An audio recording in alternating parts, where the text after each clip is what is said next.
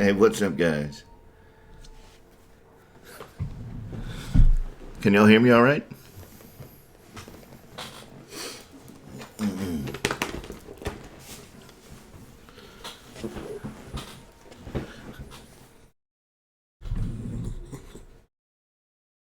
Awesome.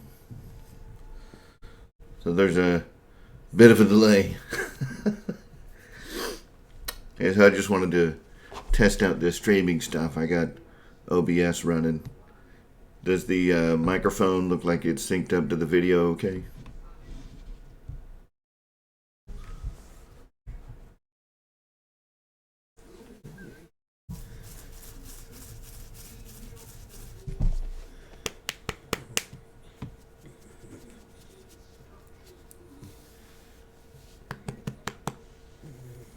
Awesome. Yep, so somewhere in the stupid YouTube settings it said something about using like a low latency setting where you'd have a better interaction with the folks that are watching. So I was hoping that I can't see everybody who's watching. Maybe I can, I just don't know how yet because I suck.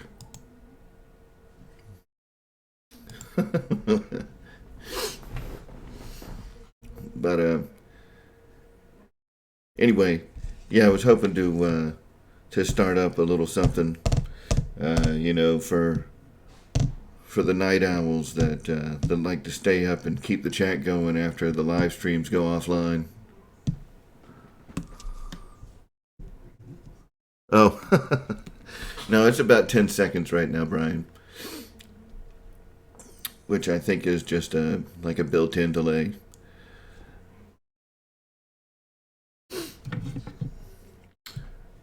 So, at least for the guys that are here, while I'm testing this out, I wanted to kind of get an idea of, because my channel's pretty new, I have no idea what I'm doing, and it's more for you guys than it is for me.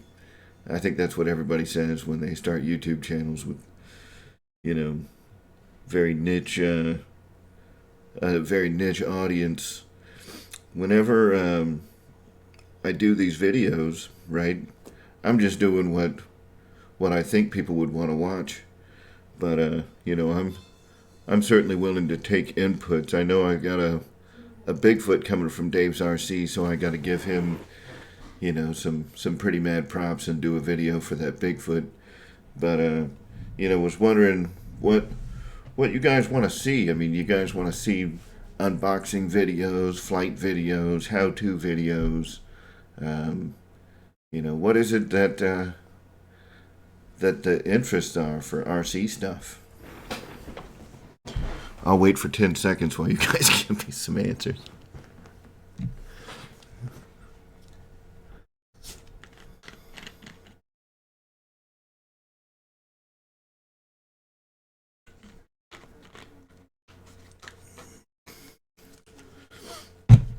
Everything.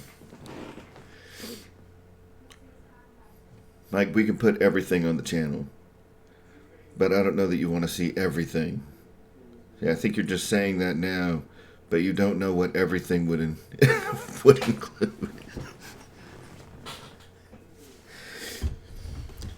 Like, if you didn't hear before, I was on submarines in the Navy, so my version of everything might be very different than yours.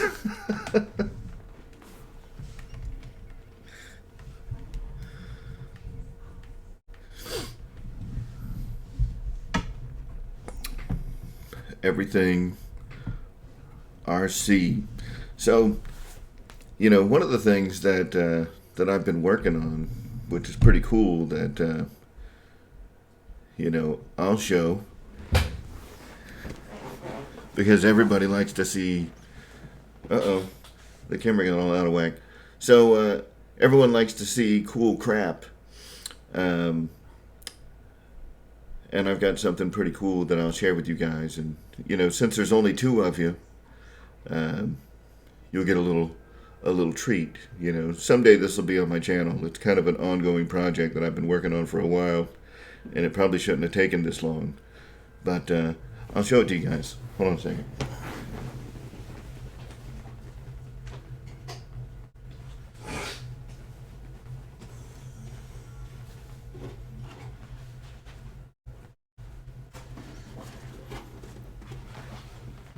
So, I've been working on this bad boy for a while. This is the fuselage of a giant freaking 3D printed Spitfire that I've been working on. I've got all the parts printed. It's going to be about a 1700 millimeter wingspan, and but it's awfully brittle. This is from 3D Lab Print. If you guys have like 3D printers and want to check them out, I think they're at 3dlabprint.com. And so far, like I said, I've just got the fuselage printed, and I've got the control rod tubes are all reamed out, so it's got the control rods for the rudder and the elevator that you can't really see right now, but these things are pretty awesome. I need to get back to it. I pieced this together a few months back and did all the sanding of the seams where the different pieces go together. So I'll get this together someday, but this is part of that journey you guys were talking about. Of the RC journey. I wanted to, when I first started in this hobby, I was making a bunch of flight test planes.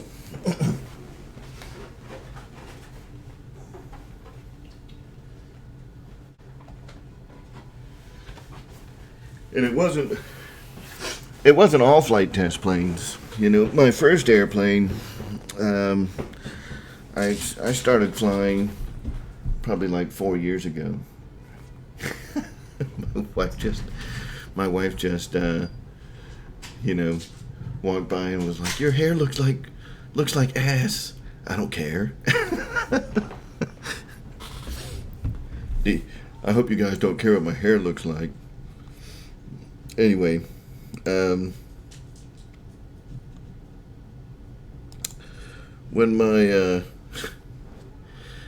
I first started flying like 4 years ago, I was flying an Apprentice S. That was my first airplane, and for those of you guys that watched my my F-18 video from yesterday, Patrick Rosedale, who's now one of the guys that flies with Motion RC, he was my instructor when I first started flying.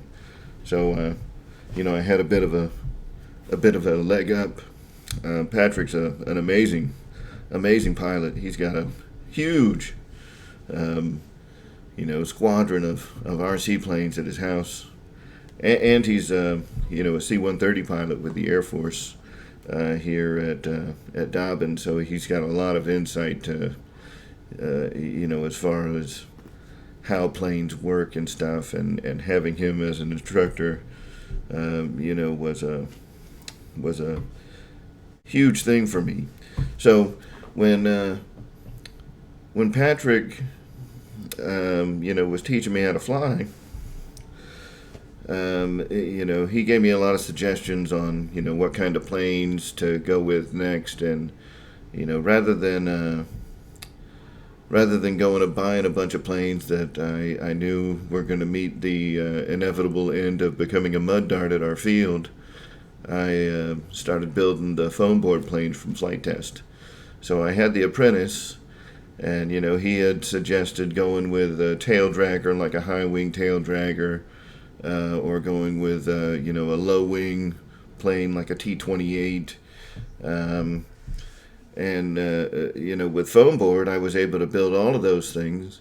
I got I got one of the C packs from Flight Test and started making all kinds of airframes. And basically, I would make them and destroy them, then take all the electronics and go back to making another plane that would use the same electronics. And before you knew it, I'd gone through $50 worth of foam board. But that $50 worth of foam board was like 10 different airplanes. So I had a variety of different airframes and stuff that I could use in my and during that process, I was still watching a lot of the flight test videos, and they had the guys from 3D Lab Print on there. That was a long story to circle right back around to how I got this crazy idea to 3D print a huge Spitfire, and the guys from 3D Lab Print made a giant Spitfire out of clear filament for the folks at Flight Test, and that thing is awesome. And it was just a big, huge scale bird, and was pretty inspiring. So much so that all that I printed was the fuselage, and then I stopped. I think during the construction process of that, I got an E-Flight Commander, MPD, a little low wing plane, and started flying that, and then went on to what else have I got? I've got a little P-47, and the goal the whole time was to get into EDFs. I had made a promise to myself, a couple of years back that by the end of this year, I would have and fly an F-18. And that whole thing started in 2016. In fact, the pilot that I made my F-18 tribute for, that was the guy that, I was inspired at that point to do some kind of tribute for Captain Coos back in 2016 when he passed away. So when Free Wing put out their Blue Angels F-18, I was like, man, I gotta have that thing.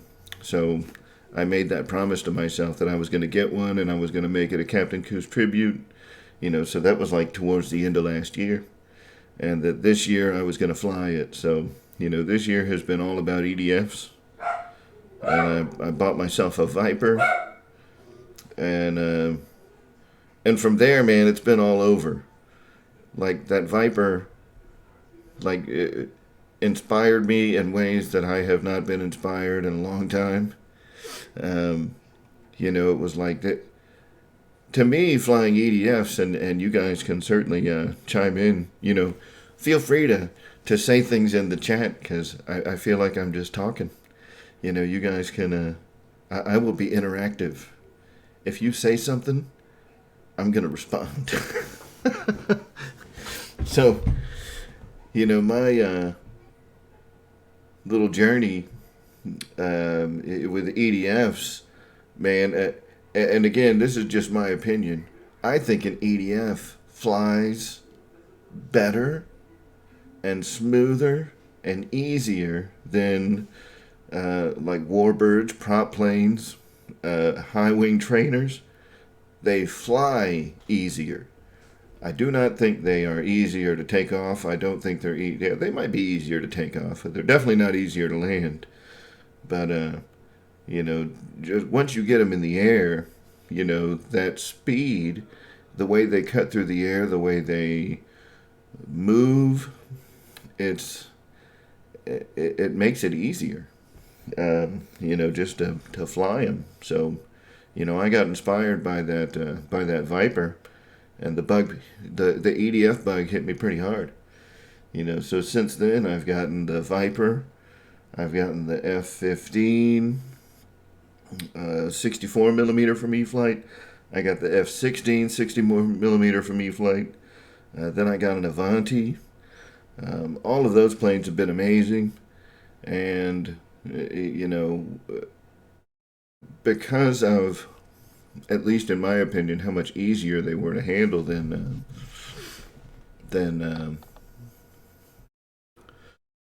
your regular like prop planes, I went ahead and bought that F-18. You know, and when I was putting it together, yeah, yeah, Mike, and the speed, um,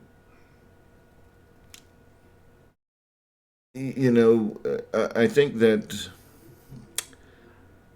I mean, you guys know that when you're flying like a prop plane, I mean, they have so much torque on demand that if you get into trouble with a prop plane, you bump the throttle, and that thing is going to take off, right?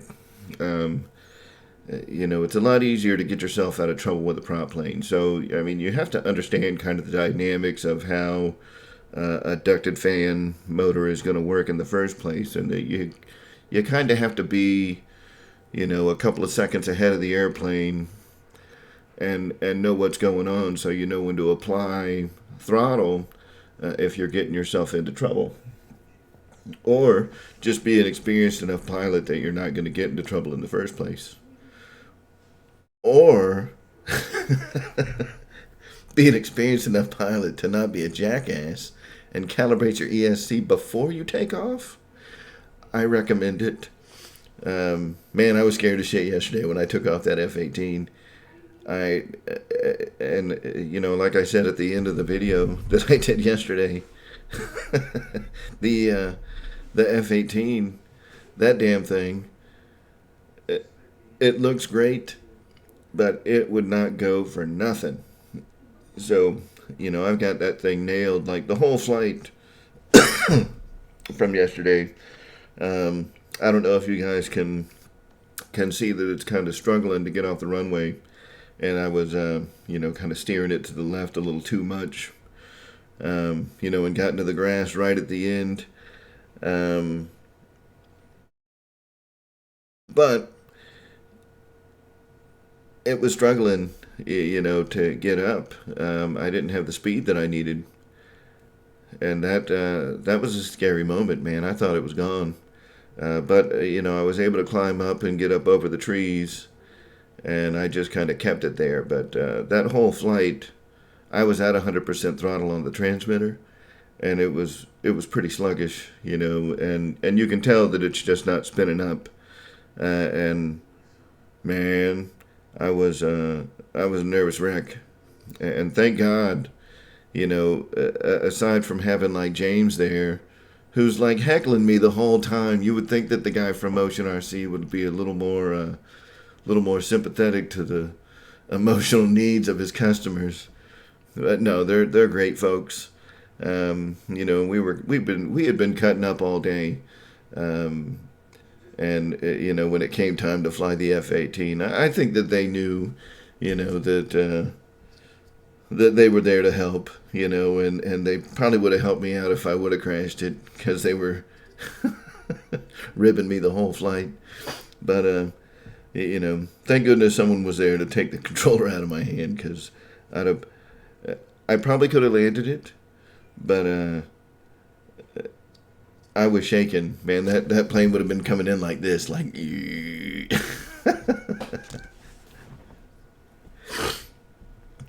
So yeah, Mike. The speed of the airplanes, I think, is kind of what makes it a little easier. Initially, I was intimidated, you know, because the fastest plane I'd flown before the Viper was probably, um, you know, probably my P-47. And that thing will get up and go. You know, it'll probably do, you know, 70, 80 miles an hour. But it's not the same as getting an EDF. They don't fly the same. You know, and when I got that Khmer, the Viper, that thing was just a big, you know, silky smooth flying airplane. Now this is live. People can see you.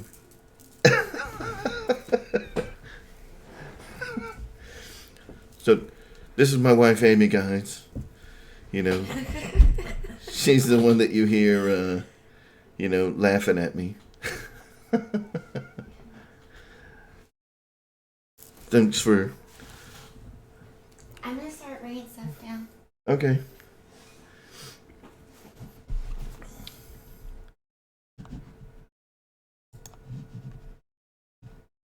Oh, hold on a second.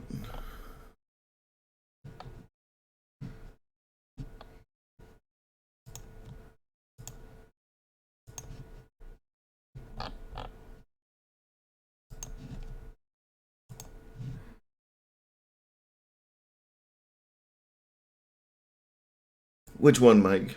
Which one were you saying to do half flaps and lots of alpha on the Viper, or on the F-18?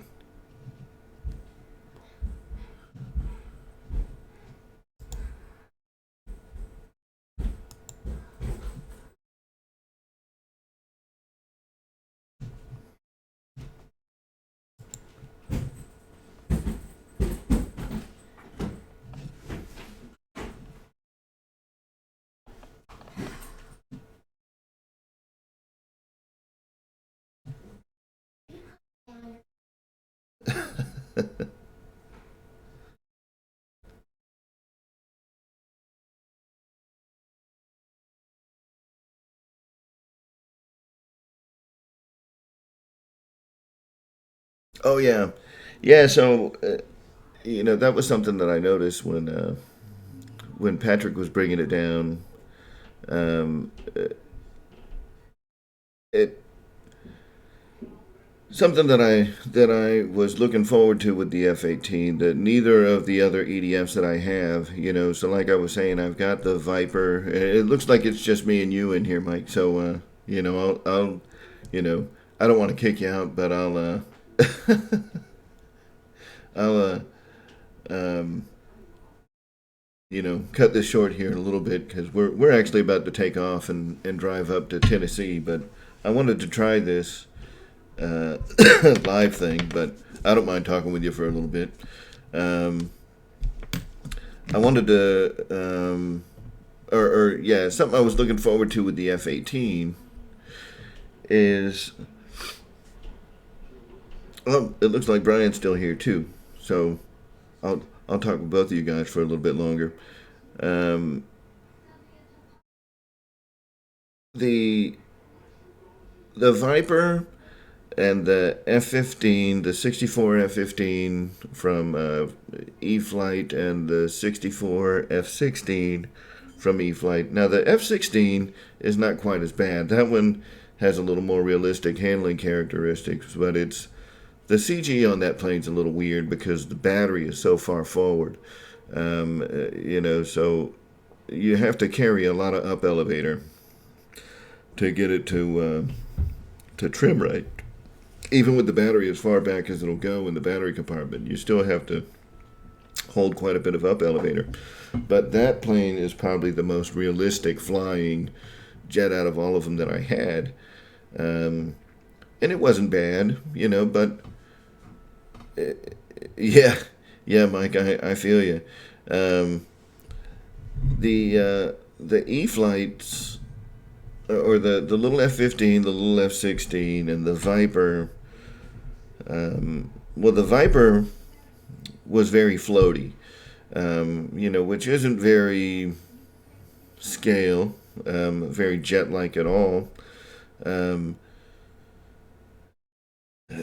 and when you brought it into land, I mean, that thing would just float and float and float over the runway until it finally would start sitting down.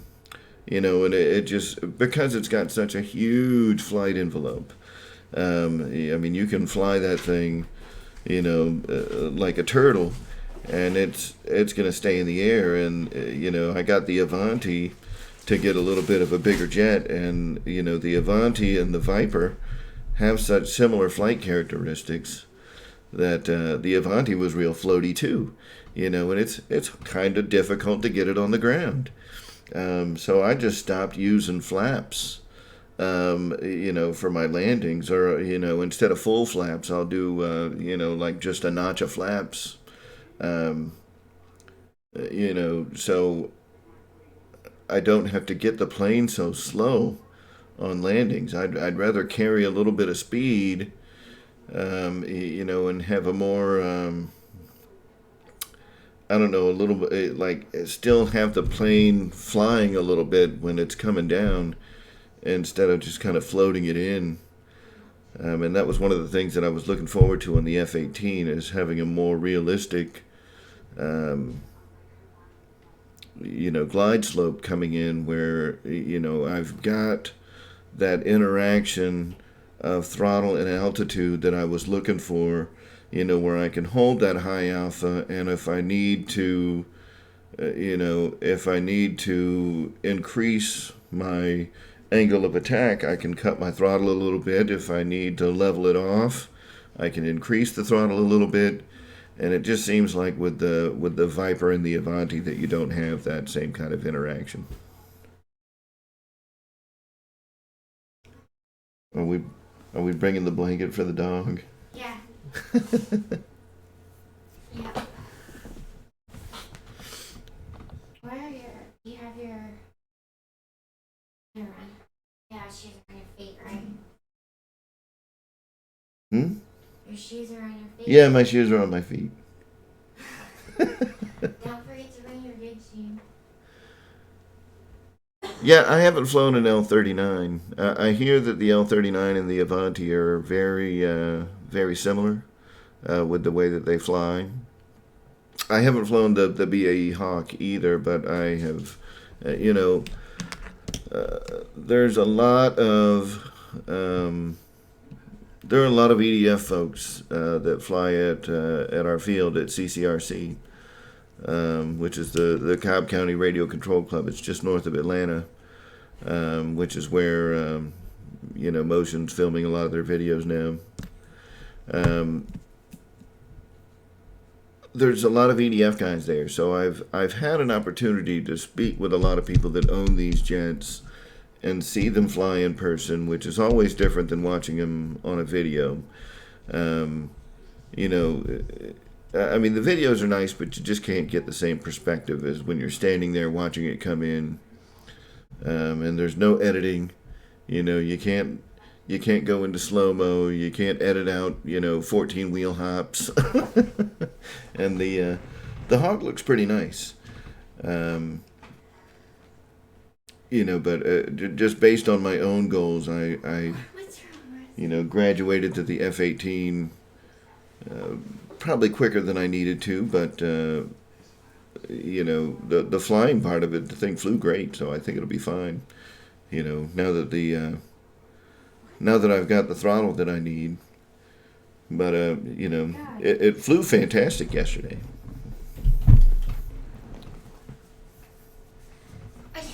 You're nervous, aren't you? But you're coming with. You don't know that.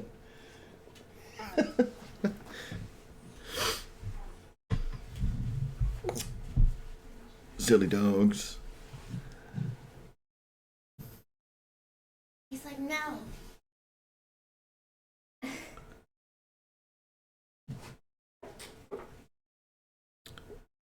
Now, have you flown one of the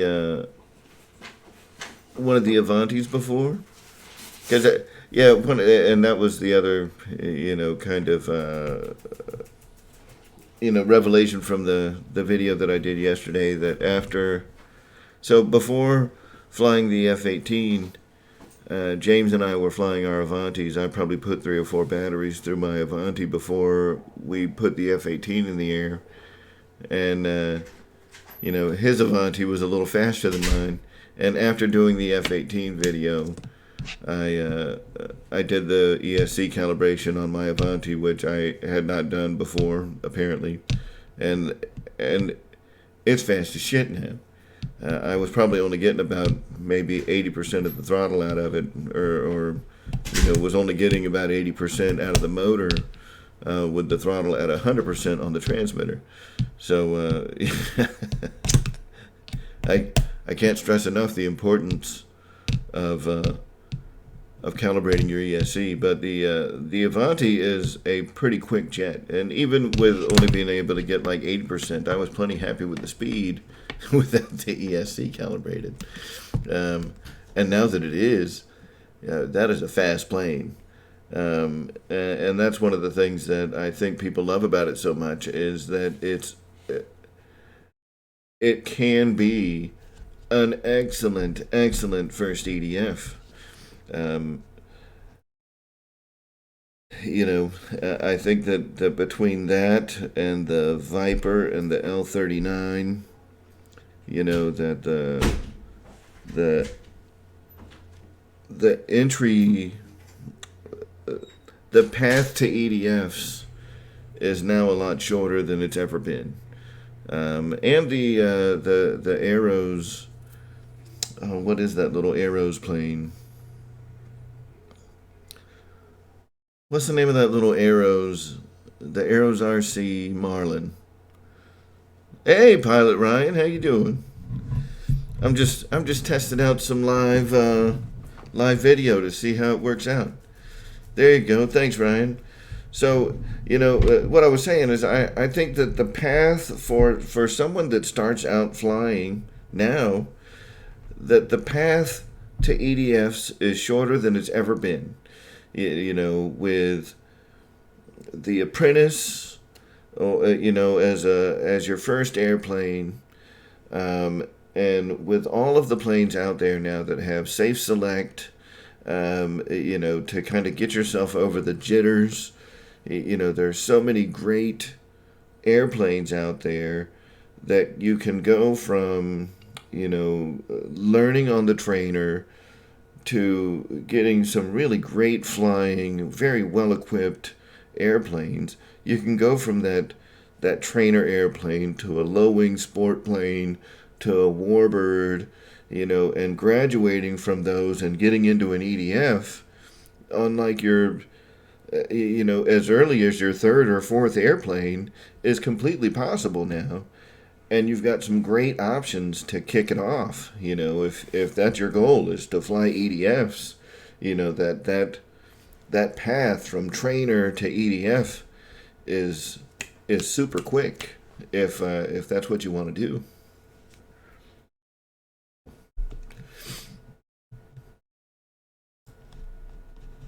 So, what's happening, Ryan? Thanks for stopping by. Have you tried, between all the folks that have mentioned, like, hey man, yeah, I'm gonna try your elevator fix on my F-18. I don't think anyone's actually done it yet.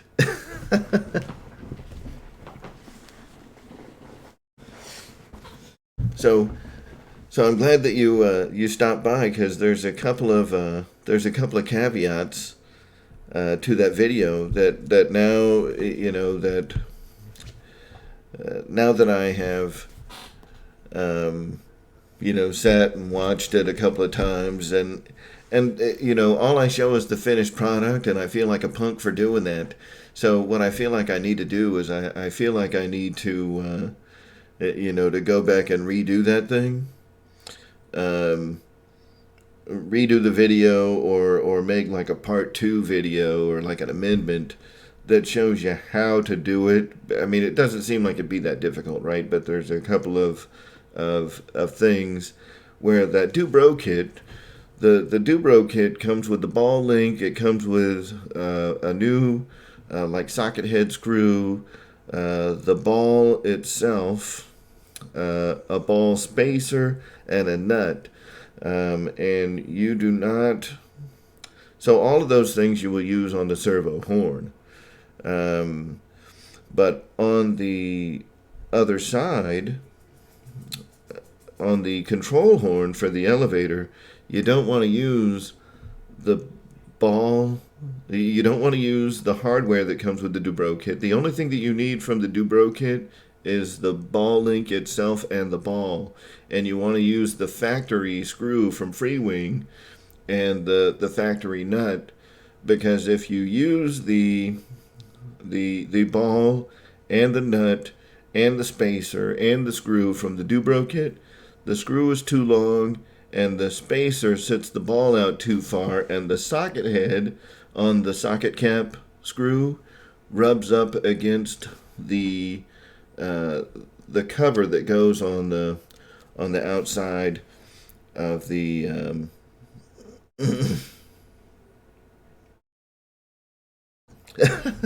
no, I got you, Ryan, and thanks for the tip.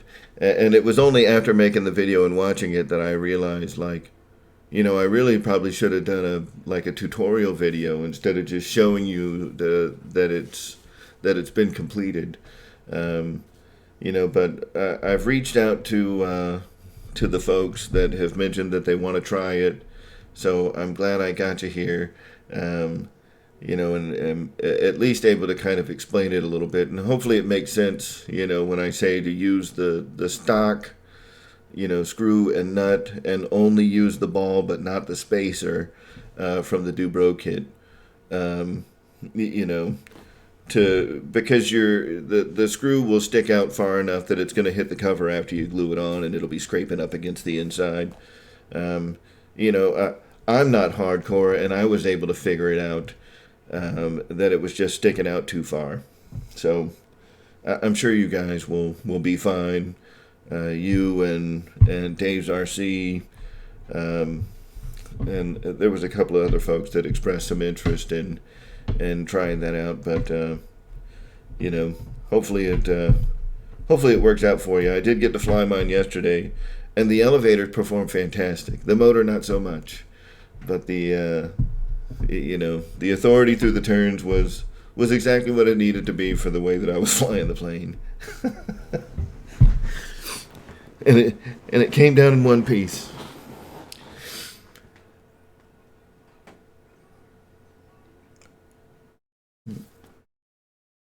Awesome, Mike. So hopefully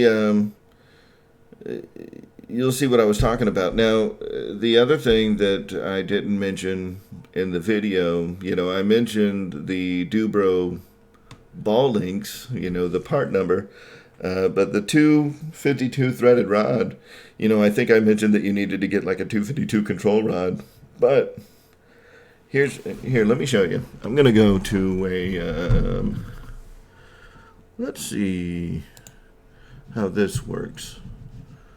Did that just change? There we go. Look at that. All right. So,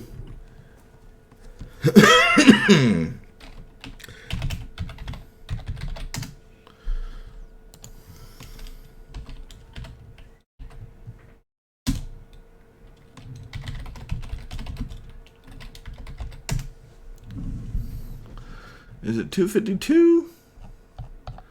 It may be a different size.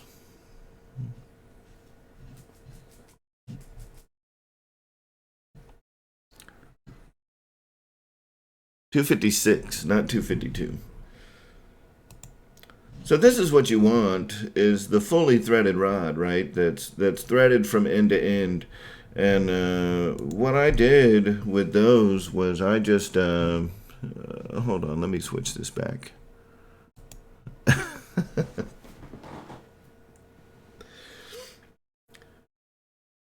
Yeah, so the 252, 256 threaded rods, you want the rod to be threaded from top to bottom.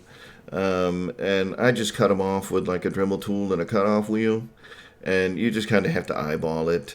I think that the rod itself ended up being like an inch and a half, maybe inch and 3/4, 2 inches tops. It's a pretty short control rod, and yeah, just cut it off. Thread your two balls on, snap them on, and I mean it's a quick and easy fix. It's not like I reinvented anything.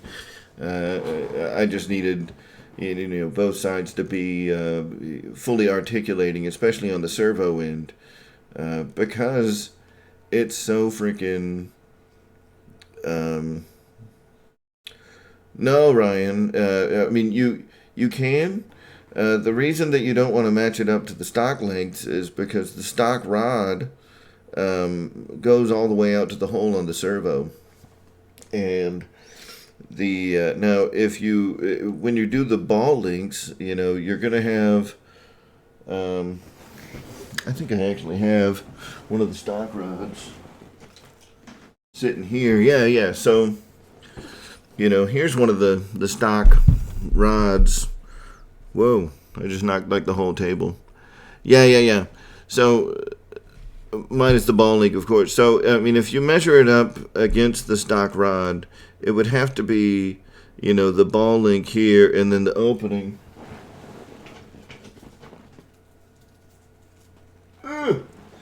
The opening of the second one would have to be, and let's see if I can kind of match that up because I have two of them.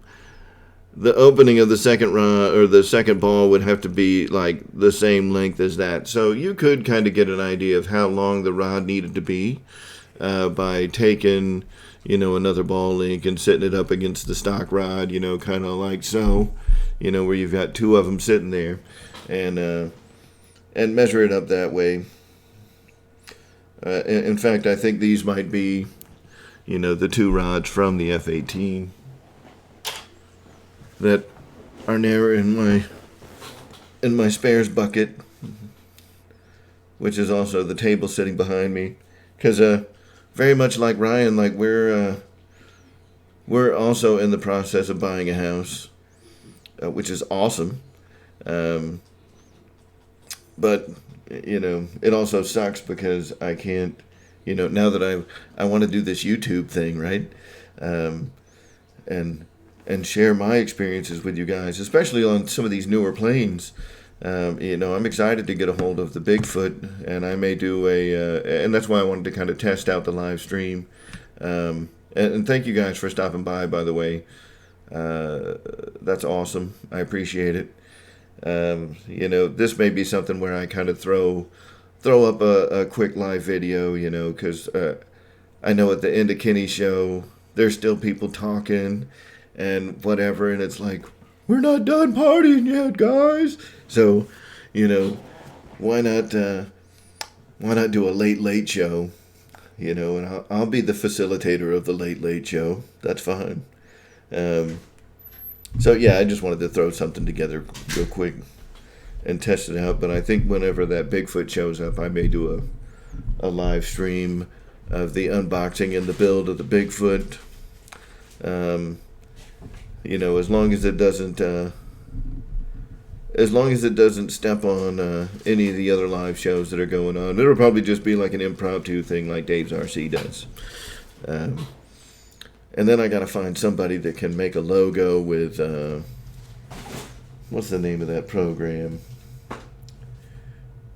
I don't have a Cricut. No, not the actual, like the making of the logo. Hey, come say hi again. Yeah, come here. I'm busy. So Ryan, this is my wife who I trick into buying everything from Amazon off of your affiliate link. Yeah, we're going broke, so, just kidding. Kidding. But anyway, it's super fun. I enjoy the hobby. Yep. So, yeah, all of her links to Amazon have been linked to your to your affiliate links. So if you actually get to see what people are buying from Amazon, the stuff that you're getting little kickbacks for, she'll be the one buying purses and facial creams. So anyway, yeah, I want to do like a live stream when the Bigfoot comes in, because this stuff is fun to me, and even if it's only for like 4 or 5 people, man, I'm fine. I'm fine only doing this for 4 or 5 people. It'll be great, to have more people, but I don't care. It's a more intimate audience. Is your backpack packed? Because it's in here in the garage. I didn't know what else you're putting in it. Yeah, I'm bringing it with me. Okay, well, I need to put all your techie stuff in it, so. Okay. Yes, the wife does all the heavy lifting. Stop. I'm just playing. So anyway, hey, listen. Since you're in here, Ryan, you know, and normally you're the one that's answering our questions. You know, I don't get a lot of questions because there's only like 2 or 3 people that are actually watching and actively participating. But if you guys have any questions for me, you know, I'd be glad to answer them. I'd be thrilled.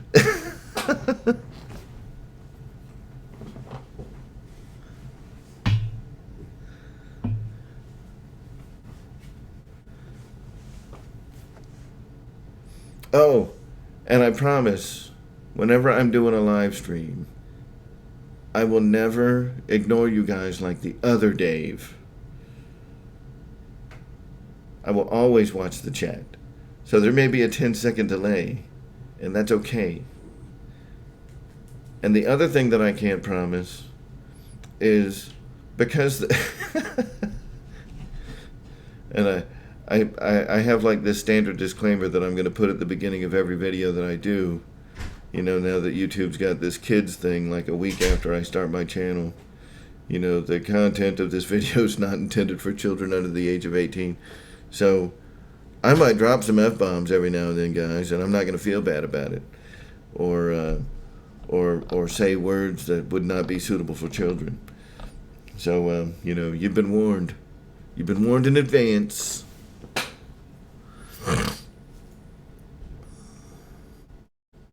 Have a good night, Brian. Thanks for stopping by, man. I appreciate it.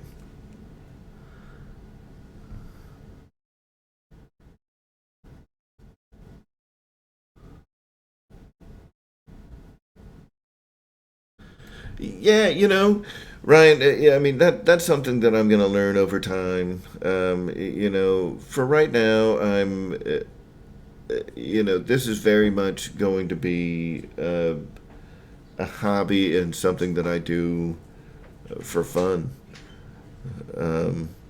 Yeah, same here. I think it's 2 o'clock. No, it's 12:40.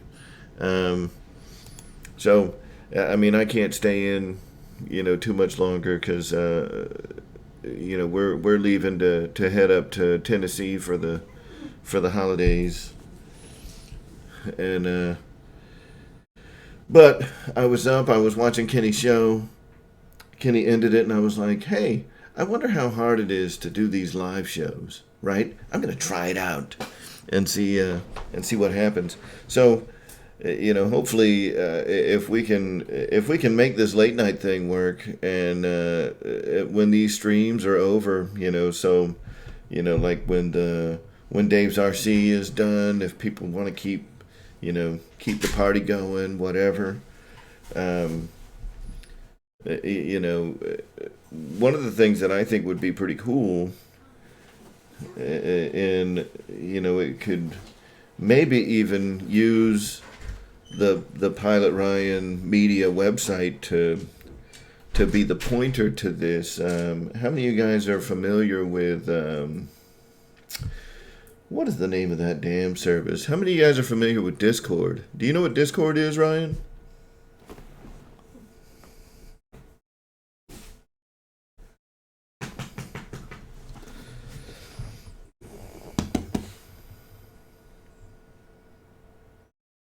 Yeah.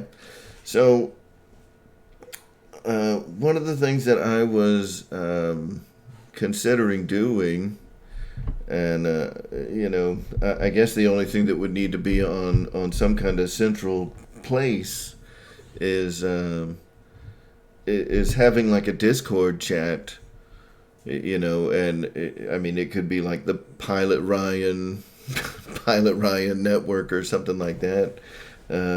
You know, for all the people that have kind of made a YouTube channel. I mean, I think that to some degree we were all inspired by you in some way. You know, whether that has been recently for some folks. I know I started watching you probably, heck, 4 or 5 years ago. It may have been, a couple of years after you had started working at Motion. Um, but I think that that'd be pretty cool. That way we can have like a constant, chat in that Discord, and it would make it more interactive. Where in Discord you can have live discussions. Um, People can actually talk to each other like a big conference call, which would be pretty cool. And I think that that would give an opportunity where rather than, this kind of odd forum where it's just me sitting here talking, that there's a more interactive thing where we don't have to type at you. You know what I mean? Like we can actually have a discussion. Um, just an idea that I was throwing out. If it's crap, then it's crap. But if you're down, um, I'd love to see where it goes. See if some folks would be interested in it, and having like an RC Discord going where anytime people need help, they can jump into Discord. There's probably going to be someone there to help them. We can talk them through their problems, and it'd be neat to have a place where other than Facebook, to just another social media outlet that we can all get in touch with each other on. Probably a garbage idea, right?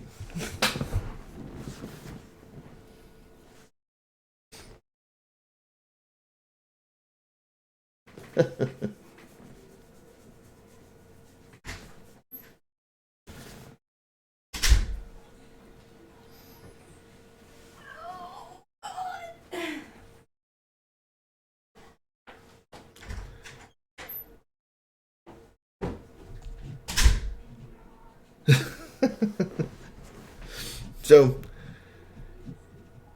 anyway, guys, hey, again, thank you guys for coming by.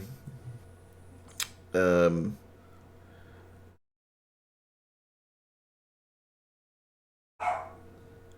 oh, well, you don't have to worry about taking on the Discord. We only need, a handful of Discord moderators.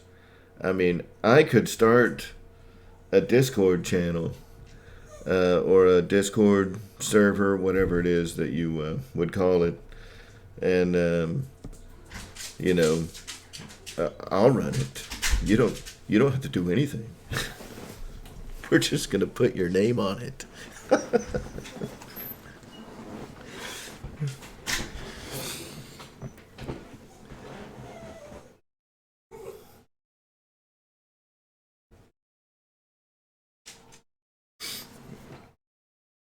In fact, it could kind of stem off of the same the same name. You could call it the RC Pilots Lounge. The Discord chat could be the RC Pilots Lounge.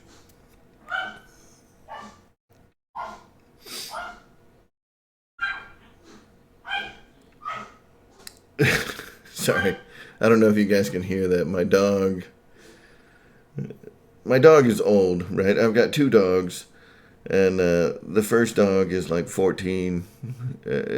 He's old, and our other dog, she's much younger. She's only about 5 or 6 now. I mean, she's not young, but she's not as old as the old man. Here's the old man.